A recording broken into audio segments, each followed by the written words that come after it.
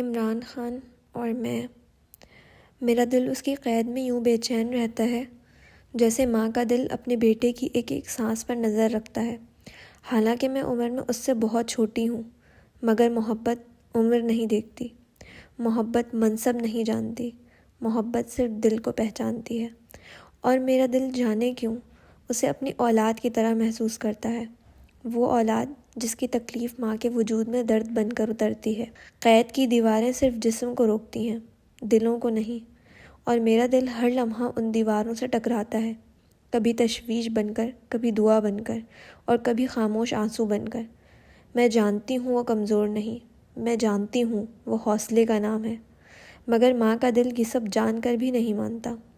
وہ ہر حال میں ڈرتا ہے، ہر حال میں فکر کرتا ہے، اور ہر حال میں امید کا چراغ جلائے رکھتا ہے۔ یہ محبت کسی سیاسی وابستگی سے کہیں آگے کی بات ہے۔ یہ اس شخص سے محبت ہے جو میرے لیے ایک قیدی نہیں، ایک رہنما نہیں، بلکہ دل کا بیٹا ہے، جس کے لیے دعا خود بخود لبوں پر آ جاتی ہے، جس کے لیے نیند ادھوری رہ جاتی ہے، اور جس کے لیے دل ہر وقت اللہ کے حضور جھکا رہتا ہے۔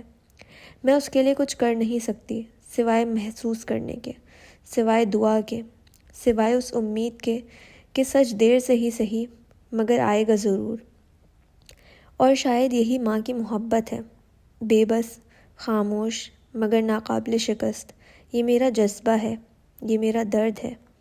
اے اللہ، اس قیدی حق کی ہر رات کو اپنی رحمت کی روشنی عطا فرما، اس کے دل کو وہ سکون دے جو سلاخوں سے ماورا ہو، اور اس کے حوصلے کو وہ طاقت دے جو ظلم کے ہر دروازے کو بے معنی کر دے۔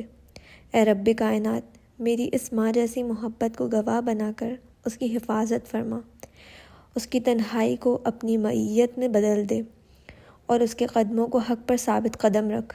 اے پروردگار، اس قید کو آزمائش بنا، سزا نہیں، اور اس آزمائش کے بعد ایسی آزادی عطا فرما جس میں عزت ہو، سچ ہو، اور سرخروئی ہو۔